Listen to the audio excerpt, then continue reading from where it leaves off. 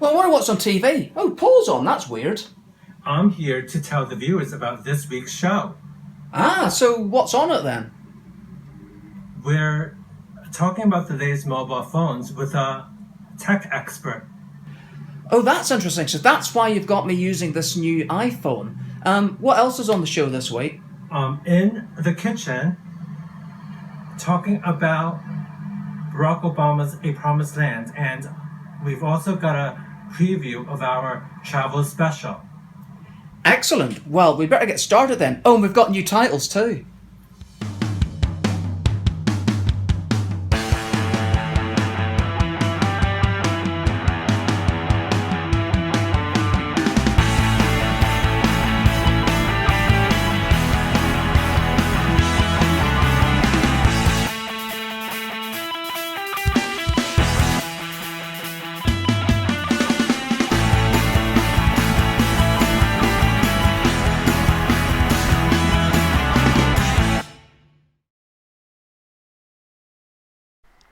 I'm a pretty little thing, always coming with the spring.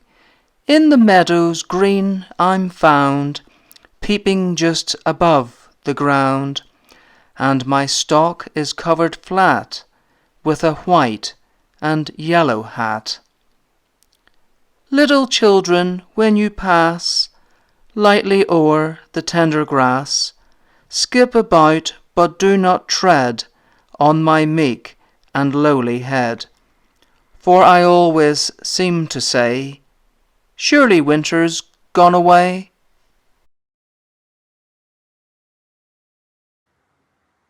I will be making fusilli pasta with courgettes. This is one of the recipes that I've picked up from Nigella Lawson recently. So here is fusilli. I don't really know how many cups I have. Possibly more than two. 2 courgettes or zucchinis, thinly sliced as so. She didn't make it, but I will be making salmon on the side, salmon fillets. So first things first, they are pre-seasoned, and I'm just going to stick them straight into the oven.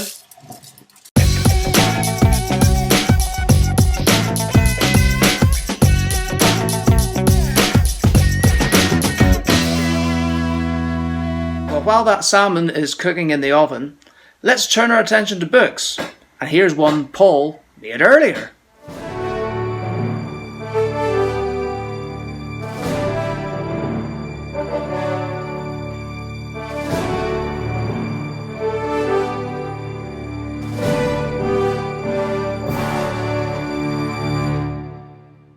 One of the books that I've read during this pandemic is Barack Obama's A Promised Land. In it, he speaks about growing up in Hawaii and kind of like the struggles that he went through as a mixed race individual.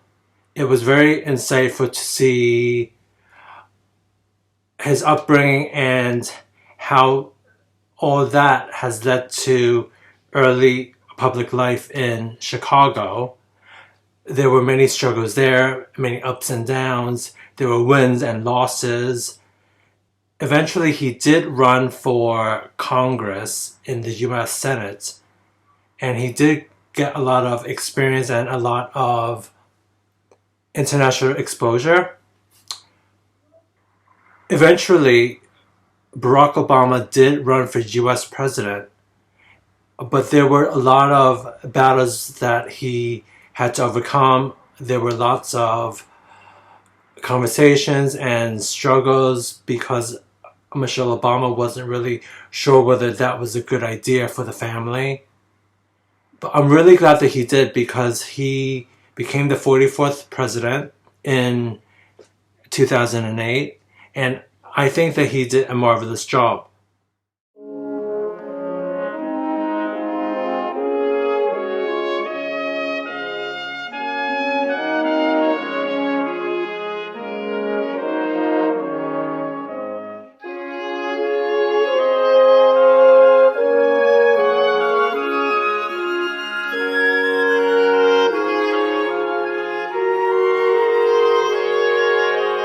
So what I'm saying to you is that I think this book is definitely worth the read. It is quite a big book, and he went in depth with lots of other meetings such as the G20 and climate change and all his various visits to different places, including London.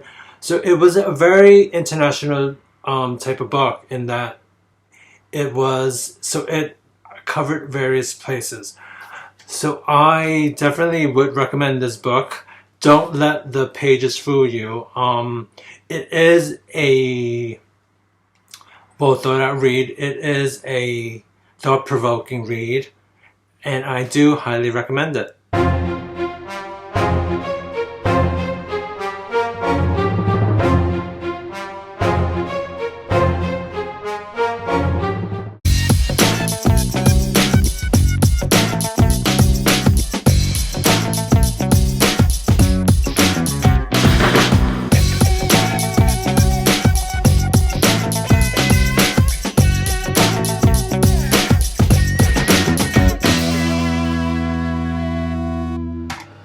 So for the fusilli pasta dish, I'm going to be using fusilli, courgettes, garlic, and red onions. This wasn't included in Nigella's recipe, but I'm just throwing it in there.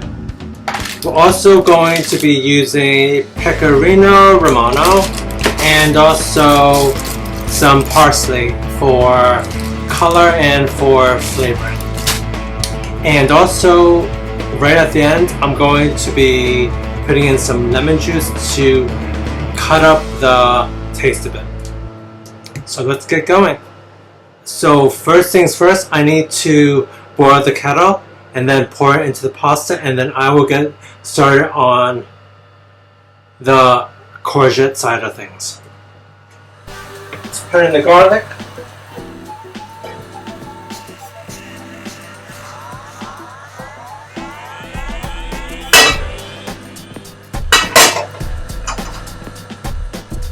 Onions.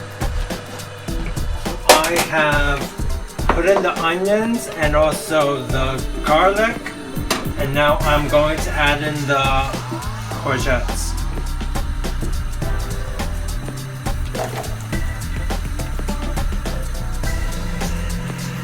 I will turn up the heat. I'm just tasting this to see whether it's done or not.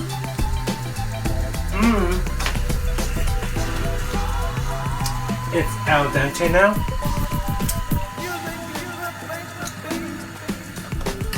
So I'm going to drain it off.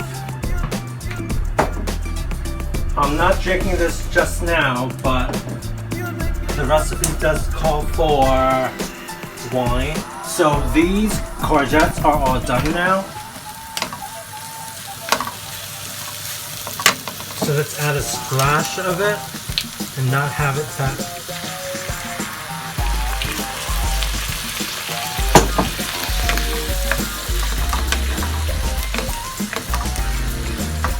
This will deglaze the pan and get all the other juices in. To this, I will be adding some pecorino romano.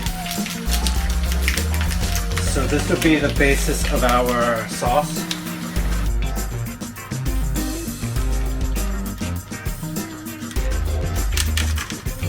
Mix this through.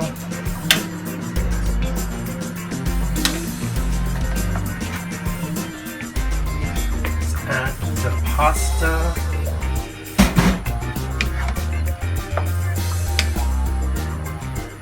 Let's add some pepper to this now.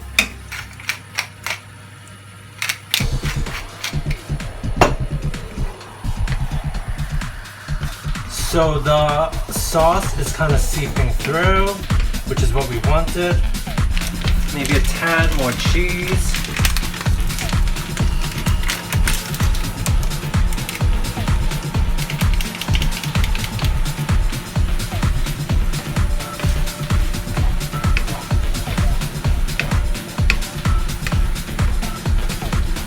As a finishing touch, we will add some parsley to this.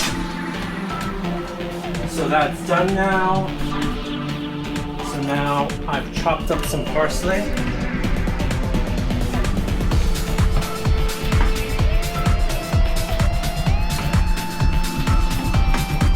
And now let's add like a splash of lemon to this. And now let's mix it through. And now it's perfect.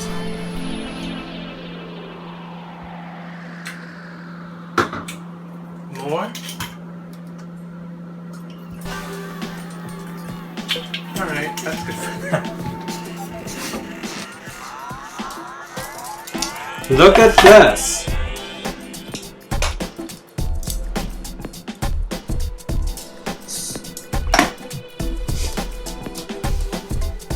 So you can see that the skin is all crispy and all yummy.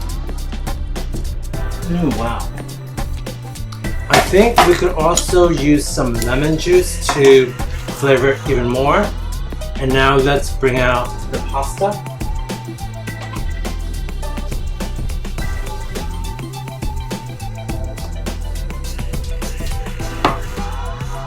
So this pasta is fusilli with courgettes, red onion, and parsley with a splash of Sauvignon Blanc and some lemon juice. Oh, this looks so tasty.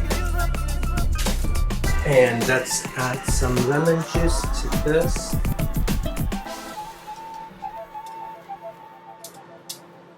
For some acidity and to bring out the flavors. So there you have it. A nice pasta and salmon dish for lunch or dinner. Bon appetit!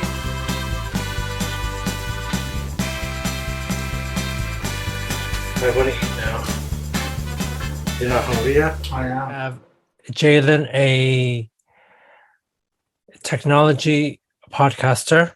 So how long have you been doing these podcasts? And can you tell us about your podcast?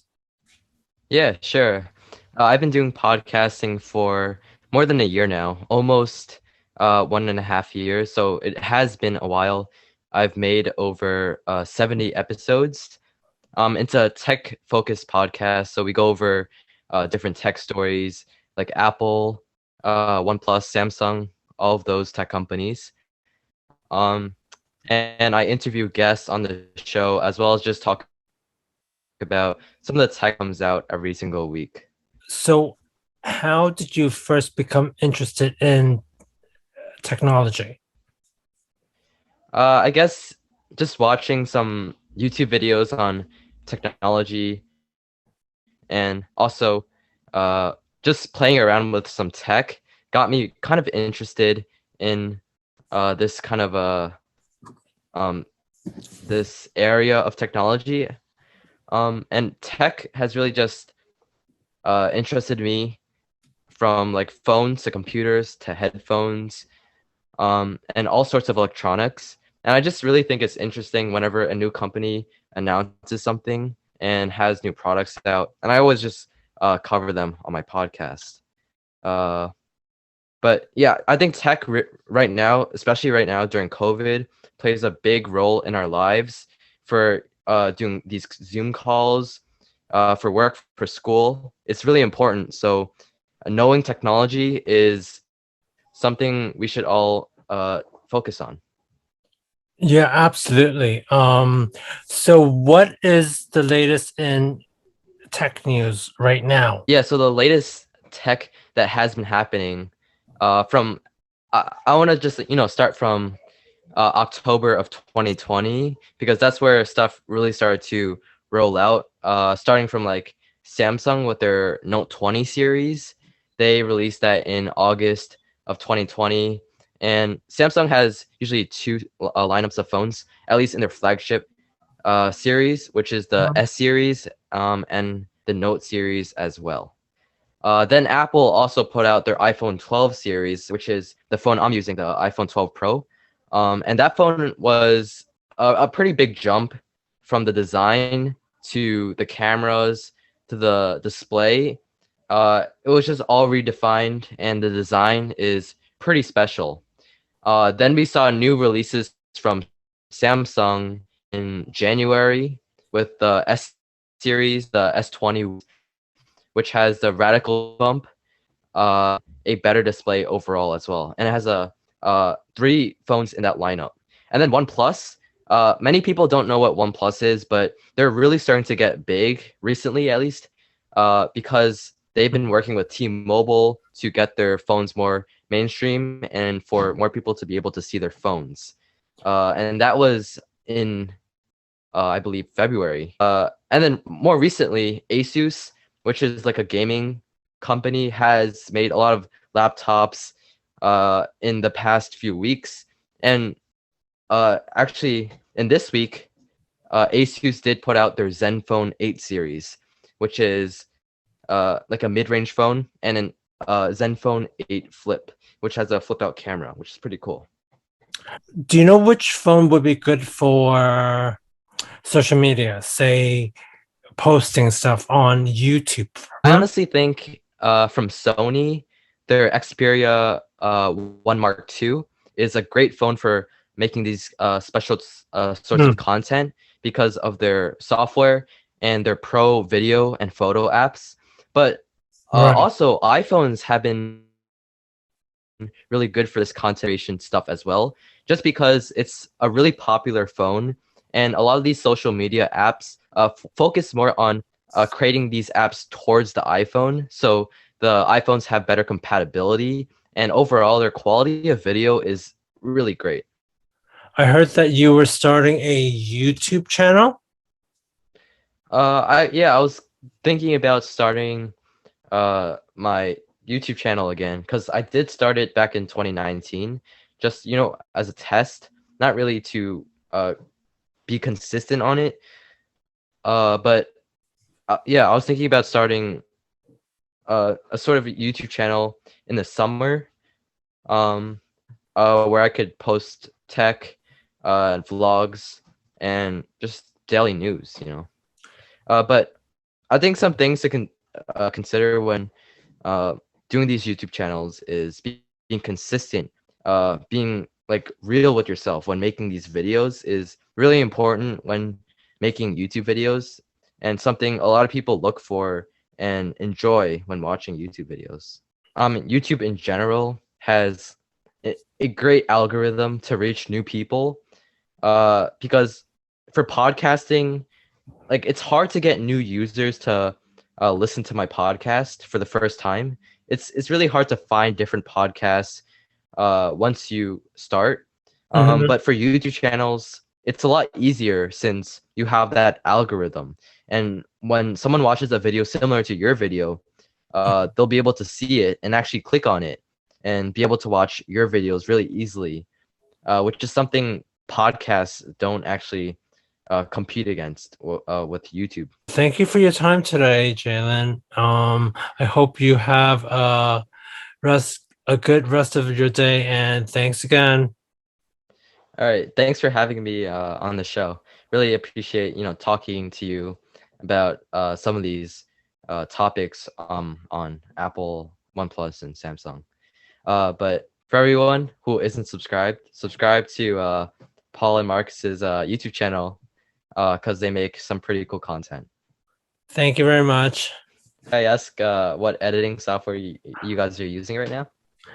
We are I am doing this on Zoom right now, and then I think we migrated on to iMovie because iMovie? we have, so I think that we're not as high tech yet. But Yeah. I think I might get that other Apple software. If Final Cut? I don't know whether I'm gonna get that yet because I don't know how expertise we are. Honestly, I say don't go for Final Cut Pro yet, because yeah, it does cost money. It's like $20 a year or something. It's not bad. I'm not sure about the exact pricing, but I think it's around there. I know But is it I say first go for DaVinci Resolve. That editing software is pro level and it's free as well for the for that software. But there's also like Adobe Premiere, which is also something to consider for these editing softwares. So what is your podcast called again? Yeah, my podcast is called True Tech. I cover multiple tech topics on it, from ranging from tech news, tech reviews, and interviews, as well. You If you also speak about apps and stuff like that. Yeah, I do speak about apps, and I actually have a episode planned about a new app I use, called Notion, because that app is great for organizing all the stuff you do, and it's good for content creators like YouTubers or podcasters. It Uh-huh. really helps you stay organized of all the tasks you're doing and different video projects you have planned. Okay. That's a really interesting app. I think I need to look that up. Well, that was a great show. But I wonder where Paul is. Ah, there you are. Well, that was fun. It sure was. Well, that's it for this week. But coming up next week, it's our travel special. So take a look, and we'll see you then. Bye bye.